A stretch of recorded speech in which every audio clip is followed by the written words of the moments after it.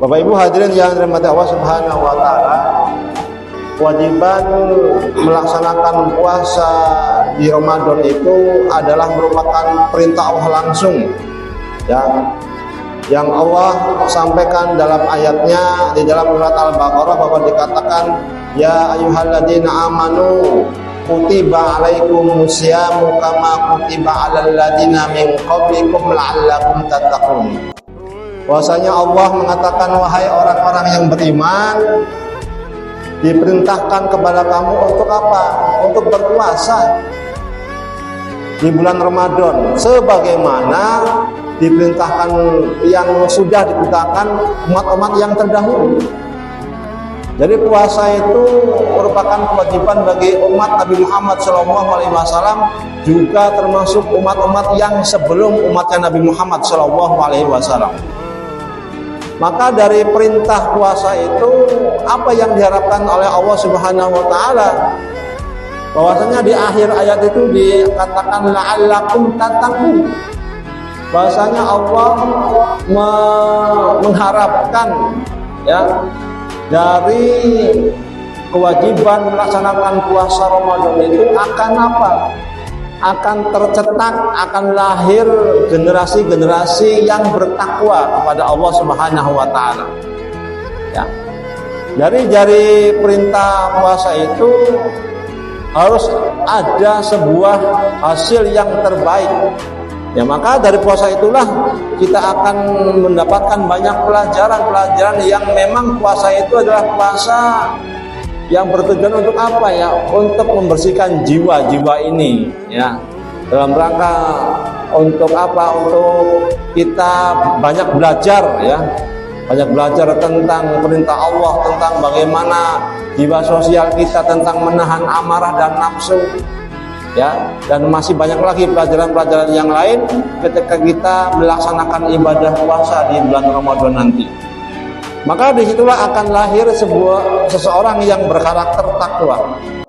Maka di dalam surat Al-Baqarah, di awal surat Al-Baqarah dikatakan bahwa bagaimana orang-orang yang bertakwa itu ciri-cirinya. Ya, Allah katakan dalam ayatnya, a'udzubillahi minasyaitonirrajim, bismillahirrahmanirrahim, dzalikal kitabul la raiba fihi hudal lil muttaqin. Jadi Allah menurunkan Alkitab atau Quran itu, ya, yang Allah turunkan, ya, di dalam bulan Ramadan. Yang kita tahu dalam ayatnya dikatakan bahwa syahrul Ramadan alladzi unzila fihil Quran hudal linnasi wa bayyinatin minal huda wal furqan. Bahwasanya Allah menurunkan kitab Al-Quran itu di dalam bulan Ramadan, ya. Dan dikatakan bahwa dzalikal kitabul la raiba fihi hudal lil muttaqin. Bahwasanya Al-Qur'an ini kami turunkan, kata Allah itu, ya, teruntuk orang-orang yang akan mempunyai karakter takwa. Nah, lalu bagaimana ciri-ciri karakter takwa dalam Al-Qur'an itu? Dikatakan bahwa dzalikal kitabul la raiba fihi hudal lil muttaqin alladzina yu'minuna bil ghaib. Ya. Jadi pertama, orang yang berkarakter takwa itu, ya, mempunyai sifat atau karakter yang dikatakan bahwa meyakini, mengimani sesuatu yang gaib. Ya, sesuatu yang gaib. Nah, bahwasanya yang gaib itu adalah apa? Yang tidak nampak, yang tidak terlihat, ya.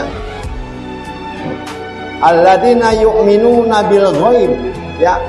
Orang-orang yang meyakini tentang sifat-sifat yang gaib. Ya. Nah, sifat yang gaib ini dikatakan bahwa ada dalam rukun iman, ya. Sebagai seseorang yang muslim, tentu kita mengimani hal yang paling dasar, yaitu rukun Islam dan rukun iman.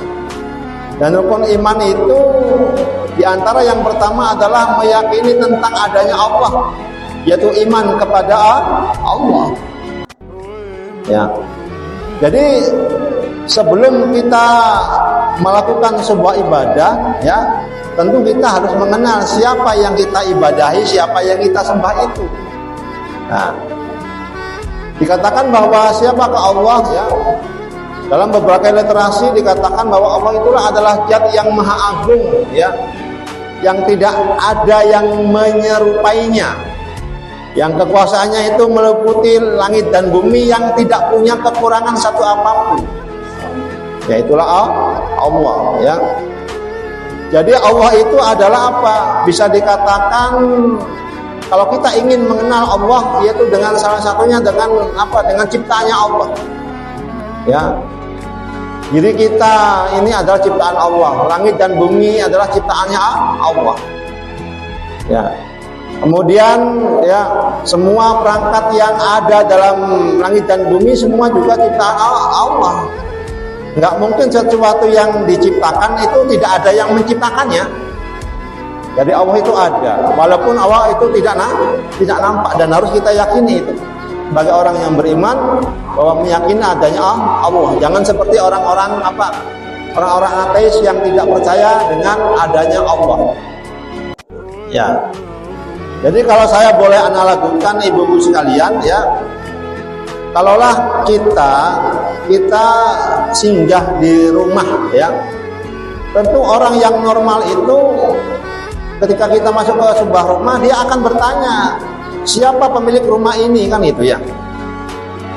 Jadi nggak mungkin orang yang baru tahu masuk ke rumah kemudian dia langsung ngambil sesuatu, mungkin makanan, minuman. Ya tentu dia akan menanyakan dulu siapa pemilik rumah ini. Itu kalau yang normal gitu ya. Siapa yang pemilik makanan ini, pemilik minuman ini, bahkan pemilik rumah ini siapa? Ya. Nah, kita sebagai orang yang beriman tentu ya kita hidup, ya, kemudian kita diciptakan Allah dan ada di bumi ini, ya tentu kita akan mengambil manfaat dari apa yang Allah ciptakan itu, ya, yaitu apa yang Allah berikan untuk kita sebagai manusia, ya. Maka seyogianya atau memang yang harus kita lakukan adalah kita mengenal Allah dulu sebelum kita melakukan ibadah, yaitu kepada Allah Subhanahu wa taala. Maka untuk mengenal Allah itulah yang dikatakan kita itu apa? Kita mengenal ilmu tauhid, yaitu apa? Mengesahkan Allah.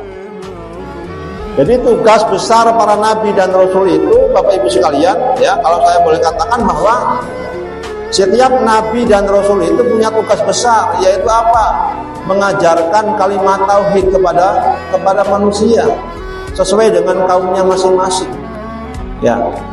Jadi setiap nabi dan rasul itu mengajarkan tentang keesaan kepada Allah, tentang penyembahan hanya kepada Allah, yaitu apa? Yang itu dikatakan ilmu tauhid.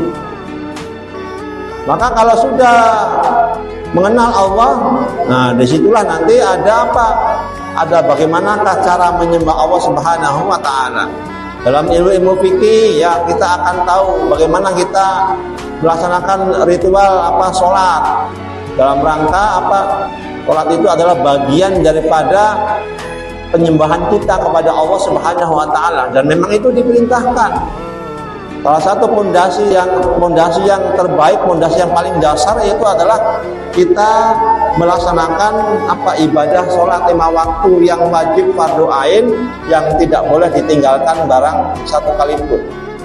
Nah, maka ketika kita sudah mengenal Allah, sebagai ciri-ciri orang yang beriman itu adalah ya kita melaksanakan sholat, dan bentuk sholat itulah sebagai bentuk komunikasi kita dengan Allah Subhanahu wa taala.